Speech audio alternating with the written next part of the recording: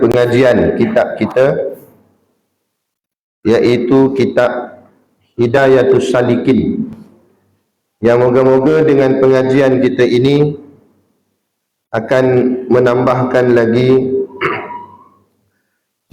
kefahaman kita yang berkait dengan urusan agama kita, sehinggalah dengan kefahaman itu akan menghasilkan ganjaran pahala yang berlipat kali ganda, sehingga kita dikira layak untuk Allah menempatkan kita di dalam syurganya nanti di hari akhirat kelak, insya-Allah. Amin ya rabbal alamin. Yang saya hormati pengerusi surau dan seluruh saf kepimpinannya, para imam, para bilal, tuan-tuan siap yang tak dapat kita nak sebutkan namanya satu persatu, yang amat-amat disanjungi para asatizah, alim-alim ulama, tuan-tuan guru, ustaz ataupun ustazah yang hadir pada malam ini, mohonlah ditegur kepada hamba yang fakir dalam bidang ilmu ini, sekiranya apa yang disampaikan dan dikongsikan ada salah dan silapnya. Yang kita kasihi ayah-ayah, ibu-ibu, pemuda-pemudi, muslimin dan muslimat yang dirahmati Allah sekalian. Kita sambung kitab Hidayatus Salikin Jawi Lama pada muka surat 56, 57.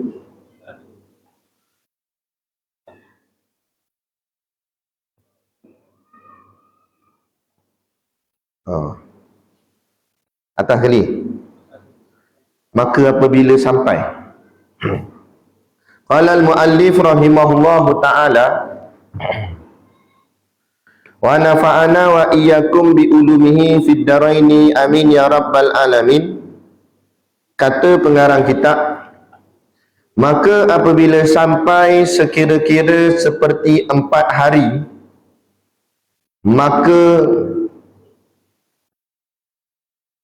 maka hendaklah engkau perbuat sembahyang duha 2 rakaat, iaitu sekurang-kurangnya atau 4 rakaat atau 6 rakaat atau 8 rakaat, kerana sekalian bilangan yang tersebut pada rakaat itu tersebut di dalam hadis Nabi SAW. Maka jikalau hendak engkau simpankan 2 rakaat jua, inilah lafaz niatnya: usalli sunnatad duha ra'ataini lillahi ta'ala Allahu Akbar. Maka baca olehmu pada rakaat yang pertama, kemudian daripada Fatihah wasyamsi waduhaha, dan engkau baca kemudian daripada rakaat yang kedua, kemudian daripada Fatihah wal-laili idza yaksha.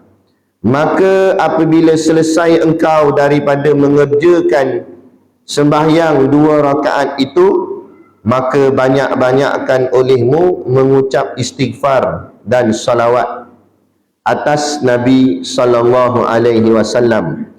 Setelah itu maka baca olehmu subhanallahi walhamdulillahi wala ilaha illallah wallahu akbar wala haula wala quwwata illa billahil aliyyil azim adada khalqillahi wa bidawami mulkillah 10 kali. Setelah itu maka baca olehmu akan doa barang yang engkau kehendak daripada doa yang kemudian daripada sembahyang dahulu itu. Syahdan, tiada ada sembahyang ratibah pada antara terbit matahari hingga gelincir matahari itu, melainkan sembahyang isyraq dan sembahyang duha itu jua. Maka jika ada yang lebih waktumu daripada yang demikian itu, hendaklah engkau kerjakan di dalam suatu daripada 4 perkara. Okey, baik. Ini kita sambung berkenaan amalan selepas subuh. Lepas subuh nak buat apa? Ada waktu lapang kalau yang kerja-kerjalah. Ada waktu lapang. Contoh, lagi-lagi kita nak masuk Ramadan ni, bulan ibadah, kita kena pertingkatkan ibadah. Jadi waktu lapang tu, lepas habis sembahyang subuh, kita solat sunat, sembahyang sunat. Tapi selepas waktu haram. Selepas waktu haram. Dalam waktu haram tak boleh. Dalam waktu haram tak boleh. Saya kira-kira biasanya kita sampai lebih kurang pukul 8. Lebih kurang. Kita bagi waktu terus senang. Sampai pukul 8. Pukul 8 tu boleh dah kita sembahyang sunat, ataupun dekat-dekat pukul 8, 7.50 boleh dah. Sembahyang sunat yang mula-mula kita buat solat sunat isyraq. Kata Al-Imam Nawawi Al-Bintani, Syekh Nawawi Al-Bintani, dia kata fasalli ra'ataini, hendaklah kamu solat 2 rakaat. Maka solatlah kamu 2 rakaat. Imma biniyati salatil isyraqi binaan alal qawli bi annaha ghairu salatid duha.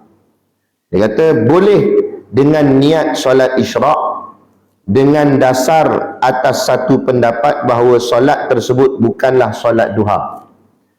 Jadi satu pendapat kata solat duha lain, solat isyraq lain.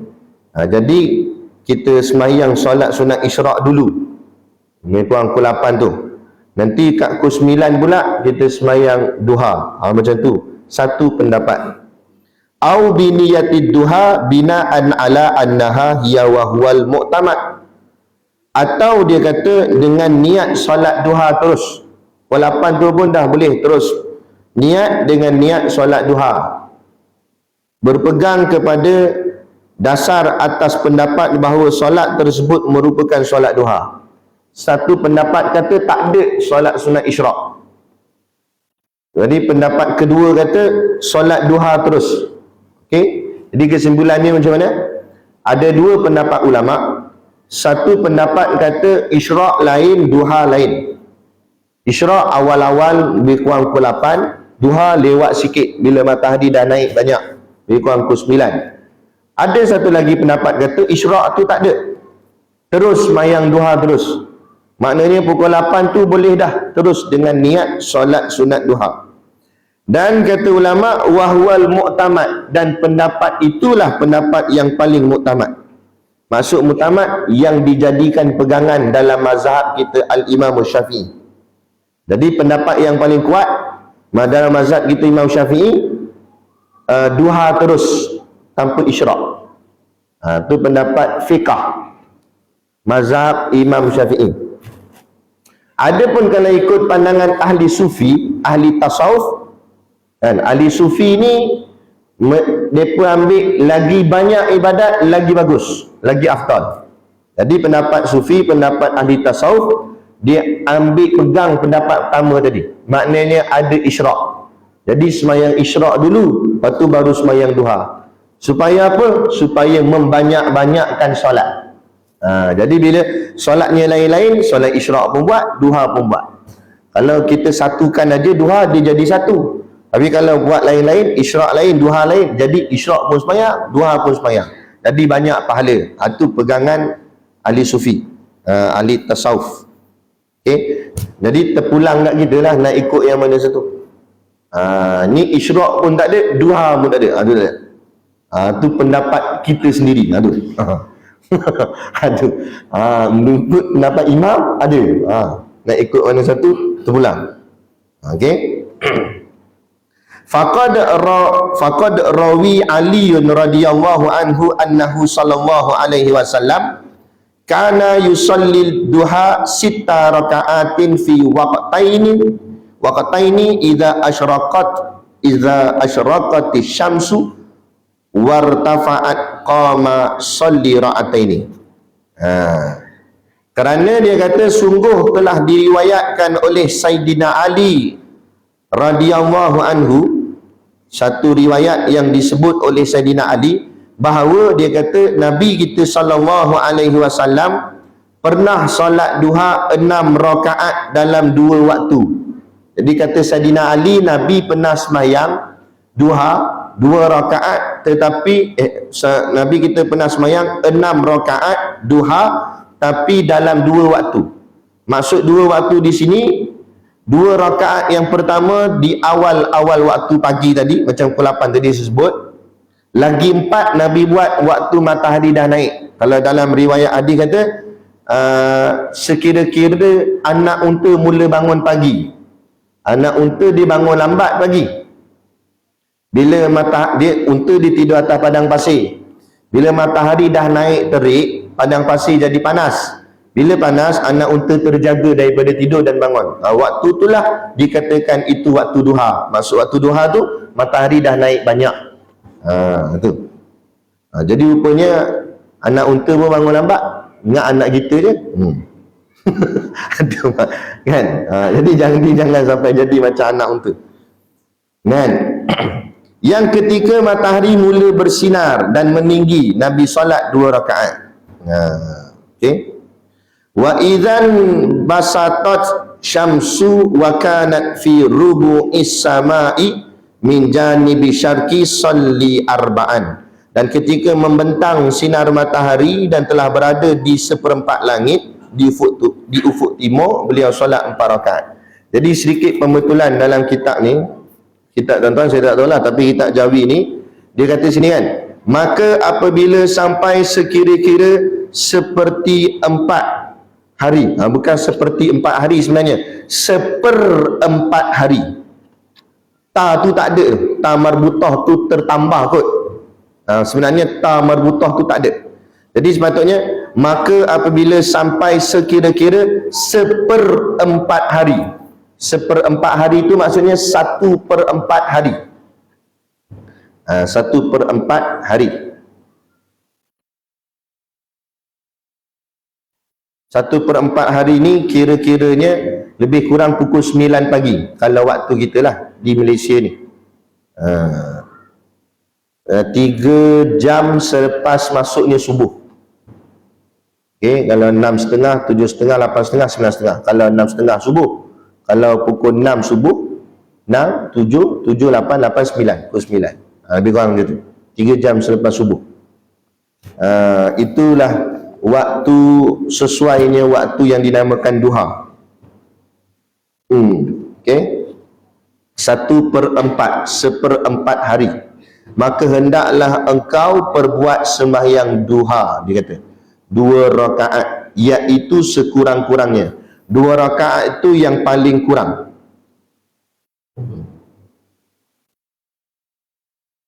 2 rakaat itu yang paling kurang, paling sedikit.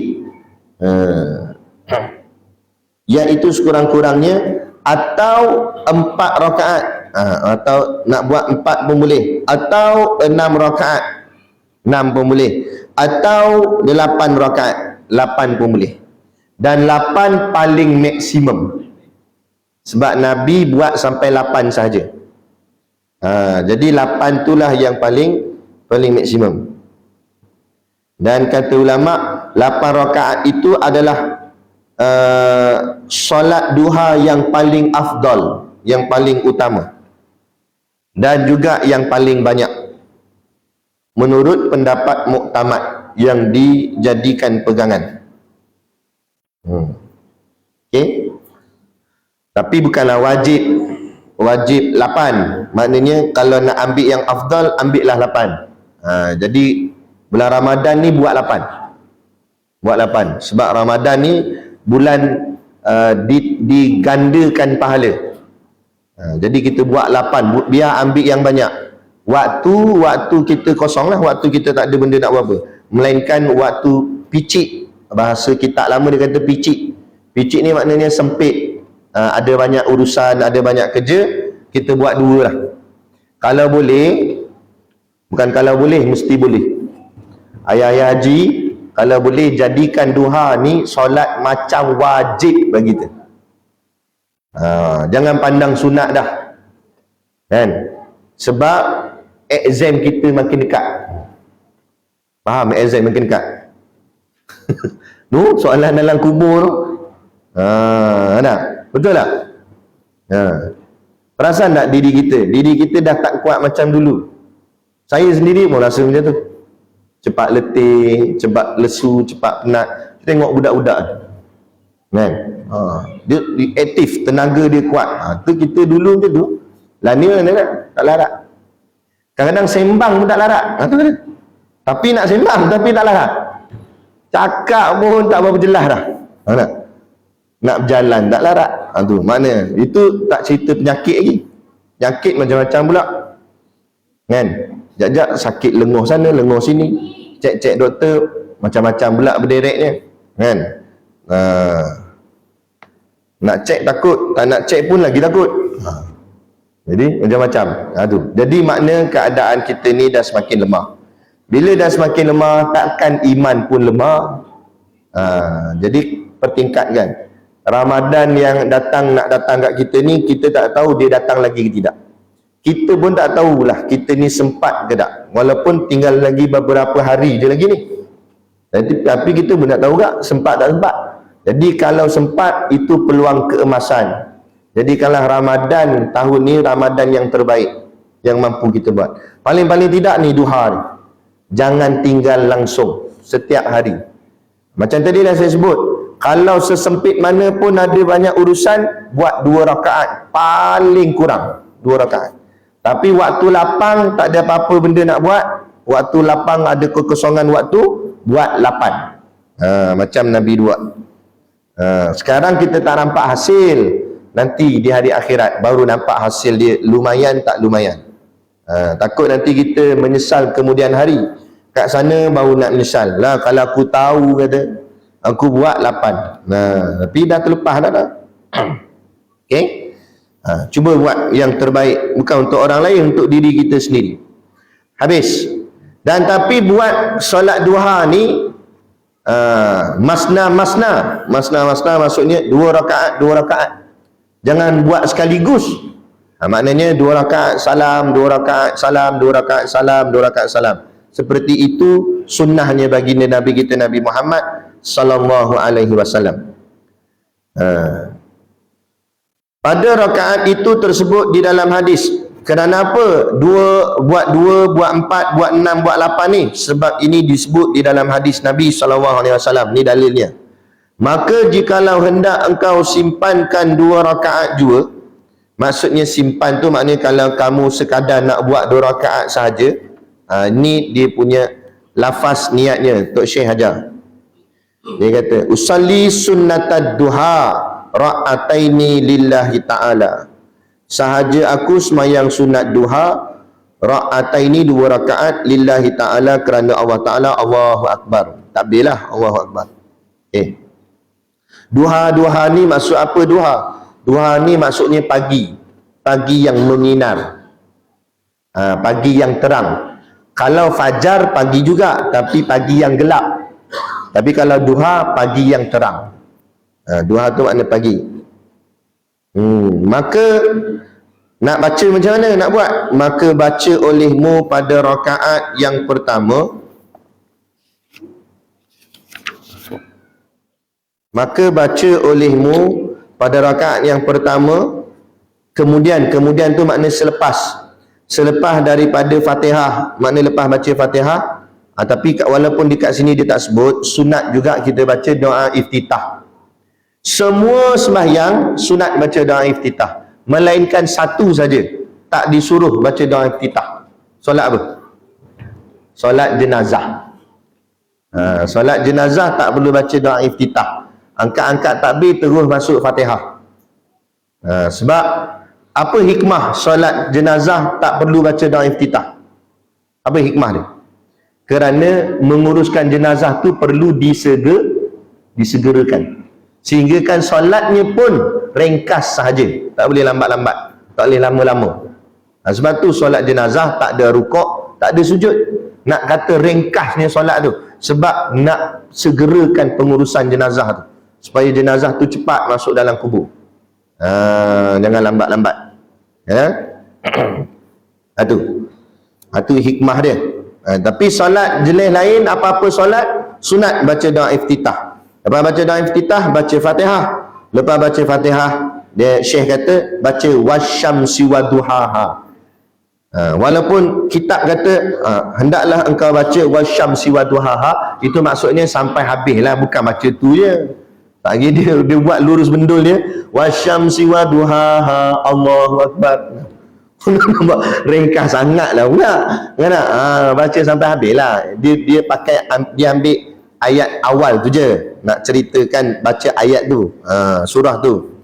Baik, dan engkau baca kemudian daripada rakaat yang kedua. Lepas tu rakaat kedua pula nak baca apa? Kemudian daripada Fatihah, baca Fatihah juga. Lepas baca Fatihah, walaili idza yaghsha, sampai habis. Okey, baik. Yang kata baca wasyamsi waduhaha, okey, ini ada pendapat-pendapat lain pula. Kata Al-Imam Nawawi, kata Syekh Nawawi, wa dzakara Suyutiyu annal afdala ay yaqra'a al-insanu fi raka'atil ula minha ba'dal fatihati surata wasyamsi bitamamiha wa fi thaniyatil fatihati wa surati wadduha. Dan Imam As-Suyuti menuturkan bahawa yang paling utama adalah orang itu membaca di rakaat pertama dari solat duha setelah suratul Fatihah akan suratul Syamsi, iaitu wasyamsi waduhaha tadi. Setelah akan surah Asy-Syams dengan secara lengkap. Dan di rakaat kedua membaca suratul Fatihah dan suratul duha, wadduha walaili idza. Itu rakaat yang kedua. Itu pendapat siapa? Pendapat Imam As-Suyuti. Wa tabi'uhu ala zalika Ibnu Hajar, dan beliau diikuti atas pendapatnya itu oleh Imam Ibnu Hajar. Ibnu Hajar pun kata macam tu juga, Imam Ibnu Hajar. Lakin Ar-Ramli i'tamada annahu yaqra'u fi raka'atil ula al-kafiruna wa fi thaniyatil ikhlasi. Akan tetapi berbeza dengan pandangan Imam Ramli, berpendapat kuat bahawasanya orang itu membaca di rakaat pertama suratul kafirun dan di rakaat kedua suratul ikhlas. Ini pendapat Imam Ramli. Imam Ramli kata rakaat pertama baca al-kafirun, rakaat kedua baca al-ikhlas. Ini pendapat Imam Ramli. Imam Ramli ni siapa? Imam Ramli imam dalam mazhab kita juga, Imam Syafi'i. Dia dalam mazhab Imam Syafi'i, kita ni dah satu mazhab dah, mazhab Imam Syafi'i. Tapi walaupun dalam mazhab Imam Syafi'i itu tetap ada beberapa pendapat lagi. Maknanya khilaf ni bukan hanya semata-mata khilaf di kalangan mazhab lain. Mazhab Syafi'i khilaf dengan mazhab Hambali atau Hanafi atau Maliki, memang. Tetapi ada juga dalam mazhab Syafi'i sendiri berbeza pendapat dari kalangan ulama-ulama yang ada dalam mazhab Imam Syafi'i itu sendiri. Contoh macam tadi Imam As-Suyuti, Imam Ibnu Hajar, Imam Ramli, tiga-tiga ni imam dalam mazhab Imam Syafi'i. Mereka anak-anak murid duduk dalam mazhab Imam Syafi'i, tapi tiga-tiga pendapat lain-lain kadang-kadang. Tengok pada pandangan masing-masing lah. Jadi ikut pendapat Imam Suyuti dan Imam Ibnu Hajar, katanya rakaat pertama baca wasyamsi, yang rakaat kedua baca wadduha. Kalau mengikut pendapat Imam Ramli pula baca al-kafirun dan al-ikhlas. Jadi kesimpulan yang kita dapat, tidak ditetapkan nak baca surah apa tu sebenar hikmahnya. Mana nak baca surah apa pun tak apa, tapi nak afdal ikut pandangan-pandangan ulama yang muktabar, macam pandangan imam-imam tadi. Ya.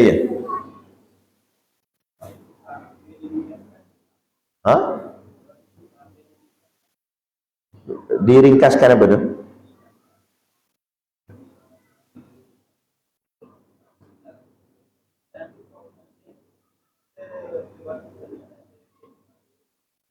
Oh, bukan. Saya tak berapa dengar sebenarnya.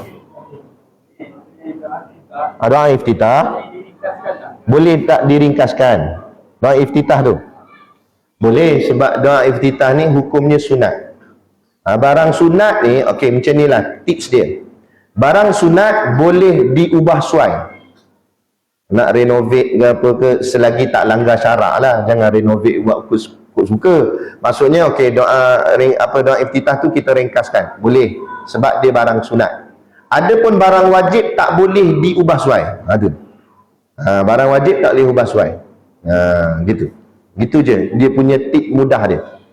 Tapi ubah suai itu pun masih lagi ubah suai yang dibenarkan syarak. Maksudnya biarlah sampai masih lagi ada makna. Kan? Contoh doa iftitah, dia baca Allahu Akbaru kabira kan. Kalau kita baca Allah ni pendek sangat pula kan. Bolehlah, Allah tu pun ada makna juga kan, ada pahala juga, tapi ringkaslah sangat. Sama macam Bismillahirrahmanirrahim. Sampai wasilah saja boleh, tak ada masalah. Dan sebenarnya doa iftitah selalu kita baca macam mana? Allahu Akbaru kabira walhamdulillahi katsira subhanallah, gitu kan? Wajah tu wajah ya lilladzi fatara sama-sama. Itu sebenarnya satu wajah. Satu wajah ni maksudnya satu pandangan. Doa iftitah ada banyak pandangan. Kalau baca lagi dalam kitab, ada bacaan doa iftitah lain terus bunyi dia. Tapi saya tak hafal lah, sebab saya pun pakai yang itu. Kalau kita jumpa dalam kitab, ada bacaan doa iftitah yang lain daripada apa yang kita selalu baca tu. Ada. Jadi kalau mana tahu kita pergi negara lain ke, tiba orang lain, mazhab lain ke, dia baca doa iftitah yang tak sama bunyi macam kita, tak usah pelik lah. Sebab ada banyak qaul, dan semuanya sandarannya daripada Nabi, daripada hadis Nabi. Dan yang sebenarnya doa iftitah yang kita duk baca tu, sebenar-benar doa iftitah tu wajah tu wajah ya lilladzi, tu baru doa iftitah. Yang kita baca awal tu Allahu Akbaru kabira tu ditambah. Asalnya doa iftitah wajah tu wajah ya lilladzi. Ayat tu. Allahu Akbaru kabira tu ditambah. Jadi kalau balik pada soalan nak diringkaskan boleh. Cuma kalau kira afdal pakai yang Nabi baca lah, ikut daripada warid hadis. Nabi baca macam itulah yang paling terbaik. Gitu. Okey, boleh. Tak payah kata doa iftitah nak ringkas, tak baca terus pun sah sembahyang. Tak baca terus doa iftitah tu. Allahu Akbar, Bismillahirrahmanirrahim, Alhamdulillahirabbil alamin, boleh. Sah sembahyang. Sebab apa? Sebab doa iftitah tu sunat sahaja. Yang tak boleh dia baca doa iftitah. Faham? Allahu Akbar, doa iftitah. Itu tak boleh. Itu boleh batal sembahyang. Sebab pula lagi cakap pula. Mana boleh cakap? Kan? Orang suruh baca kan, bukan sebut nama dia, sebut nama tajuk doa tu. Itu saya sengaja je lah. Tapi mana tahu ada orang buat sungguh kan, mana tak tahu. Baik, sambung balik kita tadi. Kat mana tadi? Bacaan surah tadi kan. Maka apabila selesai engkau tu gitulah, daripada mengerjakan sembahyang 2 rakaat itu, yakni duha itu, maka banyak-banyakkan olehmu mengucap istighfar. Ni pun sama lah. Bagus sangat ni kita duduk baca ni, ngaji ni, kena dengan bulan Ramadan ni. Bulan Ramadan bulan keampunan. Banyak-banyakkan istighfar. Banyakkan istighfar. Habis sembahyang, astaghfirullahalazim, astaghfirullahalazim. Ada banyak-banyak kaedah. Kalau yang saya ambil daripada guru, mula pendek, tengah, panjang, macam tu. Mula-mula habis-habis sembahyang pendek dulu, astaghfirullah, astaghfirullah, astaghfirullah, itu. Sampai yang tengahnya panjangan pula, astaghfirullahalazim, astaghfirullahalazim, astaghfirullahalazim. Lepas tu yang 3 panjangkan terus, Astaghfirullahal azim alladzi la ilaha illa huwal hayyul qayyum wa atubu ilaih. Satu wajah, satu lagi wajah. Astaghfirullahal azim alladzi la ilaha illa huwal hayyul qayyum wa atubu ilaih. Dua-dua betul. Satu hayyul qayyum, satu lagi hayyul qayyum. Tapi kalau balik pada hadis, hanya ada satu hadis saja yang Nabi sebut hayyul qayyum. Hadis yang lain semua Nabi sebut hayyul qayyum. Dan kalau baca dalam kitab tulis hayyul qayyum. Kan? Jadi ikutlah. Dua-dua boleh tak? Hayyul qayyum boleh, hayyul qayyum. Dua-dua ada hujah dia. Kenapa yang satu baris atas dan yang satu lagi baris depan? Ada sebab dia. Ada sebab i'rab dia macam tu. Okey. Itu kita baca istighfar, baca banyak-banyak. Betul, lepas semayang je istighfar, lepas semayang je istighfar. Ini juga jadikan satu kelaziman, wajib. Jangan, walau macam mana nak cepat sangat ada urusan sekalipun, duduk sejenak sekejap, bukan lama pun. Kadang seminit pun tak sampai. Assalamualaikum warahmatullahi, Assalamualaikum warahmatullahi. Terus mulut ni jadikan satu macam dah jadi tabiat. Assalamualaikum warahmatullahi, Assalamualaikum warahmatullahi. Astaghfirullahalazim. Paling minimum 3. Minimum. Jadikan wajib kita. Memang tak wajib, tapi kita wajibkan atas diri kita. Dia amalan ni kena paksa. Kalau tak paksa, tak buat. Jadi kita kena wajibkan atas diri kita. Memang dari segi hukum tak kata wajib pun, tapi kita yang wajibkan atas kita. Sebab kalau kita tak wajibkan atas kita, takut-takut balik tak ada amalan apa pun. Dan semua duduk malas itu. Jadi kita kena paksa. Paling-paling tidak minimum 3. Astaghfirullahalazim, Astaghfirullahalazim. Nak kira nak panjang nak pendek, ikut masa yang kita ada lah. Kalau masa ni lapang, buat yang panjang-panjang. Kalau masa ni dah sempit, nak cepat, ada urusan, Astaghfirullah, Astaghfirullah, Astaghfirullah, dah bangun. Tapi paling-paling tidak, biar ada istighfar lepas solat tu. Apa hikmahnya istighfar lepas solat? Kerana kita minta maaf pada Allah, takut-takut dalam solat yang kita buat tu ada cacat celanya, ada kekurangannya. Orang terlampau hormat dengan sultan, terlampau hormat dengan raja-raja, dia merafak sembah pada raja-raja, pergi jumpa sultan ni, dia cakap apa? Ampun tuanku, beribu-ribu ampun. Ribu tu oi. Tak? Padahal tuanku tu manusia macam dia juga. Kan? Mati nanti masuk dalam tanah tak? Ke tuanku-tuanku mati tanah atas awan? Ada tak dalam tanah juga kan? Nak ceritanya kedudukan sisi manusia di sisi Allah tu sama. Kita manusia, dia pun manusia. Cuma darjat sisi manusia dia lebih, sebab dia ada pangkat, ada jawatan dia. Itu pun menghormati dia. Orang kata ampun tuanku, beribu-ribu ampun. Padahal tu manusia. Dah kalau dengan Allah, kalau manusia pun kita ribu-ribu ampun, dengan Allah lebih lagi lah.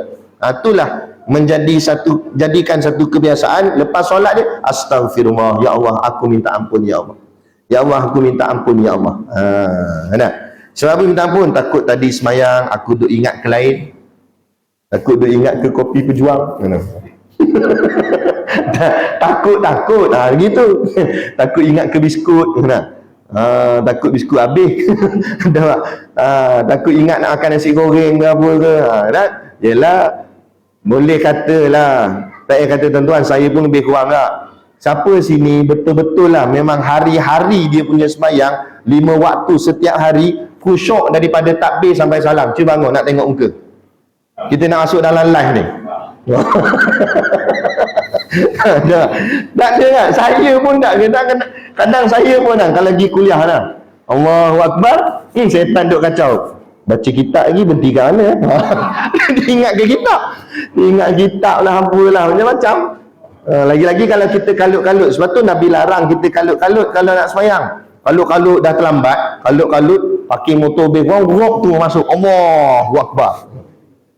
Setan pun kata kunci motor letak mana? Mula dia ingat kunci motor. Ingat Allah ke ingat kunci? Mujur nasib baik disebut Allah lagi. Kalau disebut kunci, apa? Dah hati duk ingat situ je, kunci motor entah mana tadi kalut-kalut sangat. Sujud bunyi motor kat luar. Bunyi pula sama dengan motor dia. Kata sudah, orang ambil apa motor aku. Sebab tu jangan kalut-kalut. Kalau dah lambat, buat cara lambat je lah. Tak apa, masbuk lah. Dah tahu kalau takut lambat, datang awal. Itu je. Jadi jangan lari-lari. Sebab tu Nabi larang nak pergi semayang lari-lari. Nanti mengah-mengah, angkat takbir pun tak cukup nafas nanti. Macam nak cabut nyawa dah bunyi. Kan nak? Dah lah kita bunyi macam tu, orang sebelah pun tak khusyuk, dia jeling. Apa hal ni? Nak meninggal ke bawah sebelah ni kata. Jadi relax, tenang. Tapi janganlah sampai berlenggang. Tenang tu bukan masuk berlenggang, ni santai. Bukanlah macam tu. Bergegah juga, cuma jangan gopoh. Gitu saja. Gitu. Atau tu imam pun pandai-pandai kalau dengar ataupun perasan ada orang baru masuk, lambatkan sikit supaya orang tu sempat masuk dalam jemaah. Dan bila tengok tu imam macam tunggu kita segerakanlah masuk. Ni tu imam rukuk tunggu kita. Sebab dalam rukuk kalau sempat rukuk dengan imam, rakaat tu dikira dapat. Jadi imam tunggu rukuk. Imam pun tak baca 3 dah, baca 11 kali. Dan nak tunggu ke dia? Dia sampai-sampai buka pula kan pelekat. Ikat balik pula. Lomoh minyak wangi, kayu sugi lah. Tak itu nak sunnah sangat lah. Tengok orang dah tunggu, masuklah terus. Kan tak? Habis mayang, gulung sejadah, empuk atas kepala dia. Aku tunggu, hang buat lambat lah kata. Marah kawan. Baik. Itu dia. Istighfar banyak-banyak. Dan salawat. Okey. Sikit. Kenapa hikmahnya di sini? Tok Syekh kata, lepas habis sembahyang banyakkan istighfar dan selawat.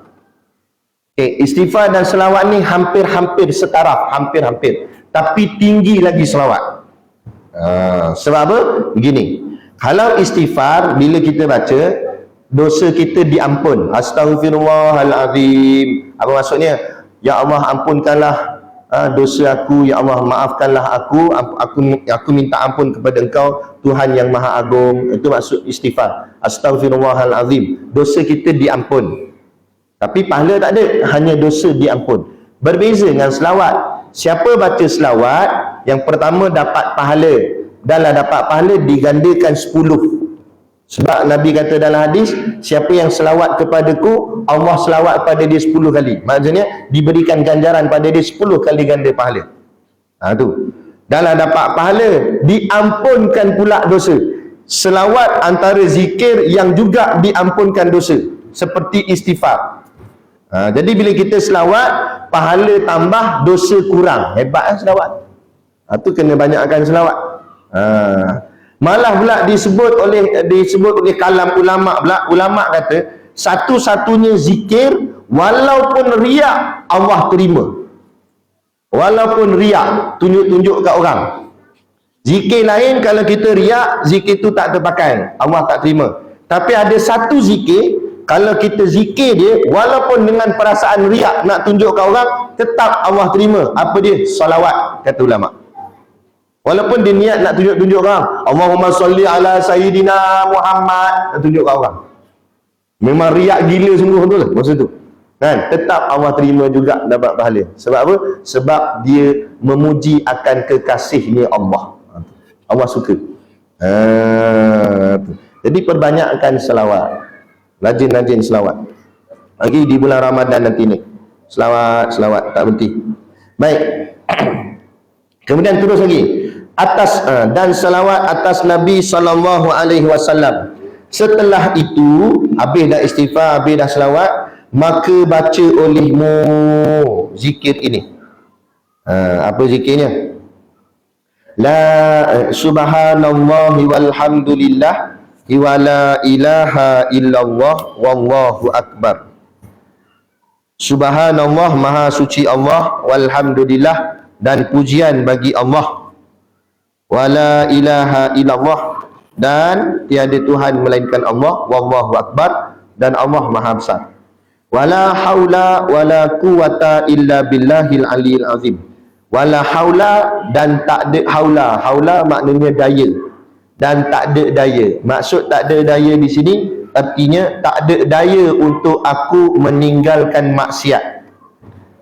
Tak ada daya aku untuk menolak maksiat.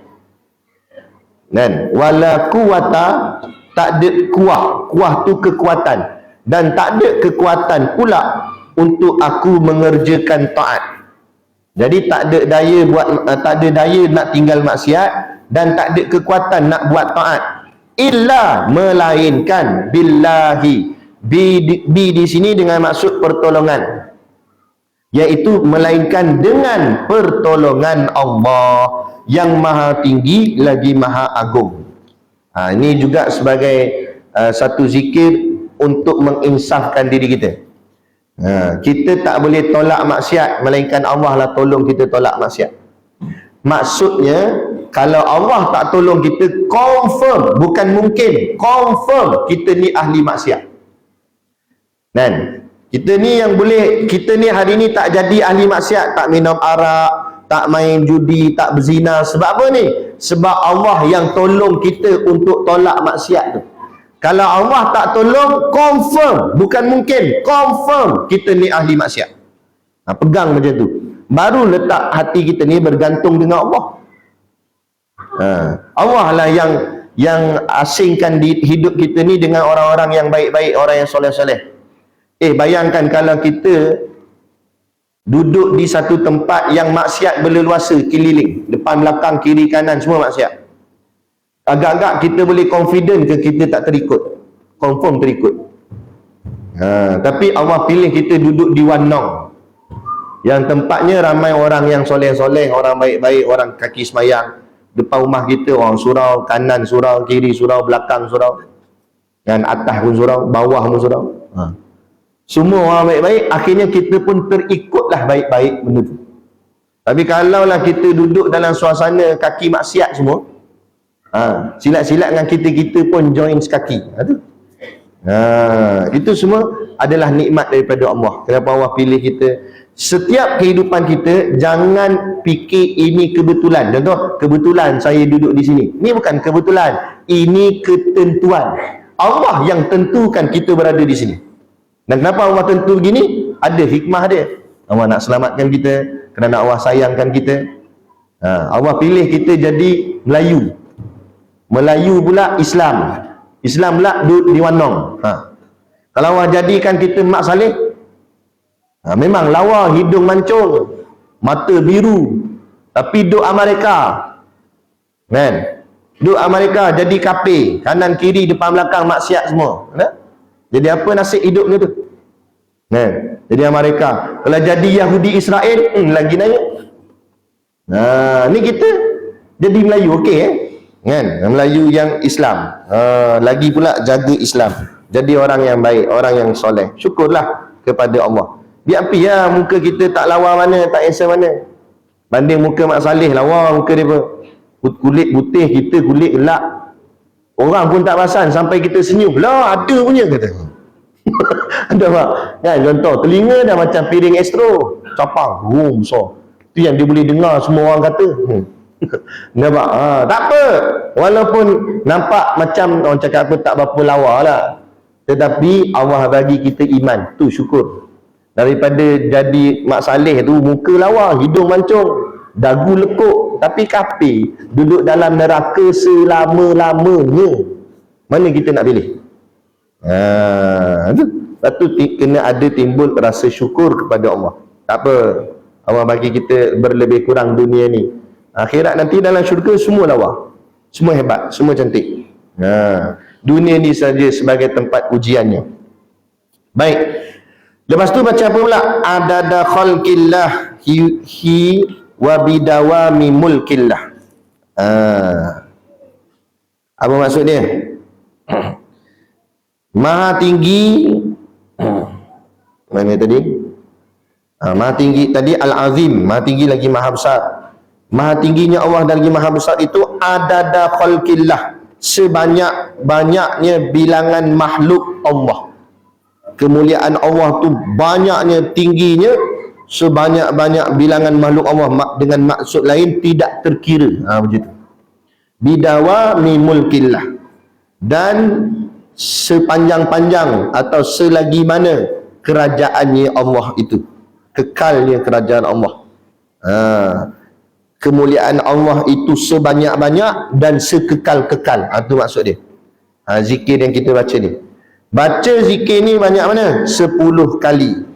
Baca 10 kali. Setelah itu mana? Setelah istighfar dengan salawat tadi.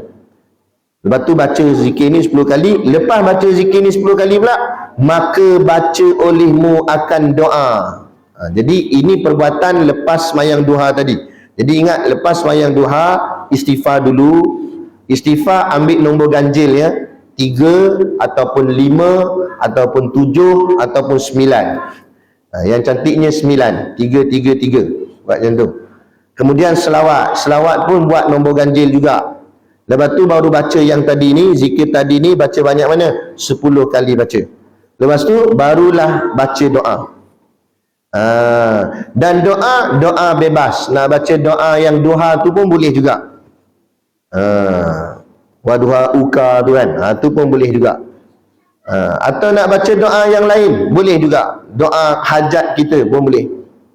Baca olehmu akan doa barang yang, itu sebenarnya barang yang, doa barang yang engkau kehendak. Maksudnya apa-apa doa lah yang engkau kehendak, daripada doa yang kemudian daripada sembahyang dahulu itu. Kan sebelum ni dia ajar kat kita doa selepas sembahyang. Jadi bacalah mana-mana doa yang diamalkan doa selepas sembahyang. Baca mana-mana pun tak apa. Doa sendiri pun tak ada masalah. Selesai. Syahdan. Syahdan ni maksudnya nota tambahan. Tiada ada sembahyang rotibah sebagai satu bentuk pesanan. Kalau kitab lain dia kata hubaya, jaga-jaga. Ataupun tanbih, peringatan. Dia nak pesan kat kita, dia nak pesan bahawa ingat, dia kata tiada ada sembahyang rotibah. Sembahyang rotibah ni apa? Sembahyang sunat yang mengiringi solat fardu. Tak ada, kata dia. Pada antara terbit matahari hingga gelincir matahari. Maknanya start daripada lepas subuh sampai nak masuk waktu zuhur. Tak ada sembahyang sunat, dia kata. Melainkan sembahyang isyraq dan sembahyang duha. Itu jua di sini maknanya sahaja. Dua ni saja boleh sembahyang antara waktu selepas subuh sampai sebelum zuhur. Jadi tak ada solat sunat yang lain dianjurkan pada waktu itu. Yang ada hanya dua sahaja. Itu solat sunat isyraq kita baca tadi, dan juga solat sunat duha yang kita baca tadi juga. Jadi tak ada solat lain. Tapi kalau nak sembahyang qada boleh tak? Qada boleh, bila-bila waktu pun boleh.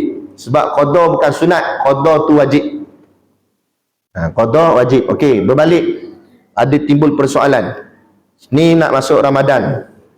Kita sembahyang sunat tarawih. Tapi kebetulan kita ada hutang solat qada dulu-dulu tak sembahyang. Jadi macam mana nak buat? Okey, ada dua pendapat ulama. Pendapat yang pertama kata semua solat sunat tidak sah selagi mana ada solat wajib yang ditinggal. Maknanya kena qada dulu. Jadi orang lain semua buat tarawih, dia seorang buat qada. Dia masuk dalam jemaah tidak digalakkan. Sebab solat qada kena buat sendiri-sendiri. Tak boleh buat berjemaah. Nah, jadi kena qada. Sehingga kan ada pendapat yang keras mengatakan bukan sakat tak sah, haram pula dia sembahyang sunat. Dia sembahyang sunat tu jadi haram. Apa maksud haram? Boleh dosa. Ni ada satu pendapat kata berdosa sembahyang sunat. Sebab apa berdosa? Sebab dia ada masa untuk bayar hutang tapi dia pergi buat sunat. Sebab kan hutang tu wajib, qada tu wajib. Jadi dia kena selesaikan hutang dulu. Macam kita lah, kita ada hutang dengan orang, tapi kita guna duit yang patutnya kita bayar hutang kat orang, kita pergi belanja kawan. Mana boleh belanja? Mu bayar hutang dulu. Kan? Kawan yang kena hutang tadi tu, patut dia bayar kat aku, dia pergi belanja kawan pula. Kata. Jadi patut selesaikan yang wajib dulu. Itu maksud. Itu pendapat yang pertama. Timbullah persoalan, orang kata lah kalau macam tu rugilah saya tak dapat buat solat sunat sebab asyik buat qada aja. Dia sebenarnya bukan pasal rugi tak rugi, pasal taat tak taat tu nombor satu sebenarnya. Kita jangan buat ibadat ikut apa yang kita nak buat, tapi ikut apa yang Allah suruh kita buat. Sekarang kita berhutang dengan Allah, selesaikan hutang dulu.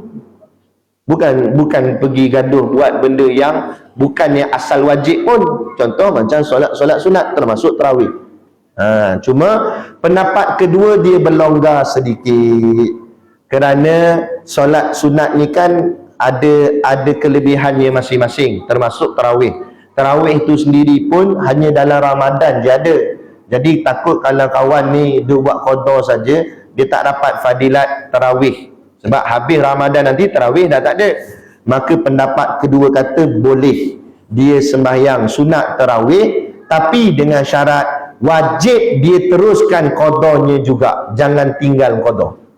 Sebab qada tetap hutang. Jadi tarawih pun buat, qada pun buat. Jadi nak ikut pendapat mana terpulang. Pendapat pertama boleh, pendapat kedua pun boleh. Gitu. Okey? Berkenaan dengan permasalahan sembahyang sunat kalau masih lagi ada hutang qada. Tapi qada jangan buat main-main. Kena selesaikan juga. Dan sebelum kita mati. Sebab dia jadi hutang nanti. Ingat satu sembahyang ditinggalkan tanpa diganti balik, lepas tu mati, jumpa nanti di hari kiamat, Allah hukum satu solat saja ribuan tahun duduk dalam neraka. Tu satu solat. Kalau dia tinggal solat sampai setahun, bayanglah setahun berapa banyak. Setahun macam mana? Okey, kita ambil sebulan sudah lah. Sebulan tak sembahyang, kan? Satu hari 5 waktu, sebulan ada 30 hari. 30 kali 5 dah berapa? 150 waktu. Satu waktu saja ribuan tahun duduk dalam neraka. Kalau 150 waktu, tu kalau sebulan. Kalau setahun dia lara dulu tak semayang setahun, bayang kali tu. Kalau setahun. Kalau 10 tahun tak semayang dulu, zaman muda, zaman pok ye dulu, zaman menggelinjang dulu kan, lompat sana lompat sini, lara dulu 10 tahun tak semayang. Bayangkanlah 10 tahun, 1 tahun 365 hari, satu hari 5 waktu. Jadi 5 kali 365, lepas tu kali pula 10, berasap kalkulator. Kalkulator pun tulis, mampu lah dia kata. Ada buat banyaknya dia kata. Habis nak macam mana Ustaz? Tetap wajib kena qada selagi mana hayat masih ada. Kalau dah mati, apa yang dia qada tu dia buat tapi tak sempat habis, betul meninggal. Moga-moga Allah ampunkan dosa dia, kerana tetap dia ada usaha untuk ganti solat. Jangan sampai buat relax, buat tak tahu. Dan usaha tu pula janganlah sampai memudaratkan diri. Contoh sampai tak makan tak minum, qada saja. Nak sampai benjol tu dahi dia. Dah sujud dia. Nak, bukanlah sampai macam tu. Cuma ulama ajar setiap solat waktu qada. Contoh sembahyang subuh qada subuh, sembahyang zuhur qada zuhur, sembahyang asar qada asar. Buat secara berterusan macam tu sampailah hutang tu langsai. Selesai dah. Gitu. Kalau terlebih, hutang dah langsai tapi dia tak ingat, dia buat juga. Terlebih jadi sunat, kata ulama, Allah tak akan sia-siakan amalan hamba dia. Jadi yang terlebih tu, walaupun hutang dah selesai, jadi yang terlebih tu diangkat tarafnya jadi sunat. Bila jadi sunat dapat pahala, jadi tak rugi sikit pun. Yang kita takut kalau tak cukup, itu masalah. Macam kita buat makan kenduri lah. Kalau nasi terlebih boleh tahan lagi, kurang-kurang orang yang datang semua dapat makan. Tapi kalau nasi tak cukup, tak ke pening tuan rumah, macam tu. Jadi yang tapi tak apa, tu pening kenduri ni pening ke akhirat je dah. Hutang tak selesai. Apa kita kan? Lepas tu jangan buat main situ. Baik. Selesai. Dah selesai sembahyang isyraq dan duha itu, jual. Maka jika ada yang lebih waktumu daripada yang demikian itu, maksud dia lepas kita dah buat isyraq, dah buat duha, dah baca zikir tadi, istighfar, selawat, lepas tu zikir tu 10, lepas tu baca doa, tengok-tengok masa ada lebih lagi, nak buat apa? Apa nak maksud sini, hikmah dia apa dia? Islam tak bagi kita ada ruang kosong. Sebab bila kita ada ruang kosong, setan akan mencelah. Itu hikmah kenapa disuruh solat jemaah rapat saf. Sebab apa Nabi kata? Bila tak rapat saf, siapa duduk tengah-tengah tu? Setan. Maksudnya kesannya dalam hidup kita macam tu juga. Bila hidup kita tak susun jadual hidup kita dengan hal-hal ibadah, ada ruang kosong, masa tu setan masuk. Masa tu kita akan jadi lara. Kita buat benda bukan-bukan. Paling tidak lah, bila waktu kosong, kita pun boring tak tahu nak buat apa, kita pegang telefon. Betul? Lepas tu kita mulalah buka Facebook ke apa. Lepas tu kita tengok video. Kan? Kita saja nak slide-slide gitu je nak tengok video. Tapi dalam banyak-banyak video tu tak ada ke video yang tak elok? Mesti ada. Terkena satu. Dosa. Ting! Gitu. Nak tengok aurat orang gitu gini, orang lompat-lompat gini. Kita pun suka. Tak? Kita pun sonok like pula tu. Roket Atik pun tulis like lagi. Dah lah tengok like siap kata. Habis bertambah pula dosa. Sebab tu Islam nak ajar, macam Syekh nak ajar kita ni, jangan ada ruang kosong. Sebab tu dia ajar satu-satu. Lepas sembahyang pun nak kena buat apa, nak kena buat apa, nak kena, supaya setiap masa tu ada terisi. Bila terisi dia rapat. Bila rapat, syaitan tak boleh nak celah. Barulah jadi hamba yang baik, hamba yang soleh dan solehah. Lepas tu kita kena susun jadual hidup kita. Jadi ni Tok Syekh bagi panduan kat kita. Jika ada yang lebih waktumu daripada yang demikian itu, ada masa kosong lagi, lepas dah buat duha, isyraq semua ni, hendaklah engkau kerjakan di dalam suatu daripada 4 perkara. Maka dia kata, kalau ada masa lebih, engkau buatlah sesuatu daripada 4 perkara. Dia bagi 4 pilihan. Ada 4 benda yang kita boleh buat bila ada masa kosong. Pilihlah nak buat yang mana, yang satu ke, yang dua ke, yang tiga, yang keempat. 4 perkara tu apa? 4 perkara tu sambung esok lepas subuh. Mau suspense sikit. Apa dia? Okey, itu kita jumpa esok. 4 perkara tu apa benda nak kena buat, kita akan tengok kupasan Syekh pada esok, pembacaan kitab kita pada esok selepas sembahyang subuh, insya-Allah. Jadi kita tangguh sini dulu. Ini kesimpulan kita pada malam ni tentang berkenaan apa nak dibuat selepas sembahyang subuh. Kita dianjurkan solat sunat. Yang pertama solat sunat isyraq. Cuma jangan terus-terus buat. Di mana lepas subuh tu duduk sekejap, baca Quran ke, zikir ke. Tapi yang kita buat ni, kita buat kelas, kuliah. Lagi cantik. Habis je kuliah, dah matahari dah tegak. Masa tu masuk buat solat isyraq.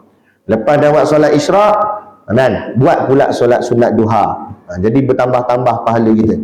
Lepas buat duha, baliklah. Tapi tengok ada masa kosong lagi, tak ada benda nak buat, barulah balik pada 4 perkara yang Tok Syekh akan kongsikan pada kita esok. Kita tengok apa 4 perkara tu. Kita akan bahas ni pada esok, insya-Allah. Jadi cukup sekadar tu. Wabillahi taufik wal hidayah. Assalamualaikum warahmatullahi wabarakatuh. A'udzu billahi minasyaitonir rajim. Bismillahirrahmanirrahim. Alhamdulillahirabbil alamin. Wassalatu wassalamu ala asyrafil anbiya'i wal mursalin wa ala alihi wa sahbihi ajmain. Allahumma taqabbal minna salatana wa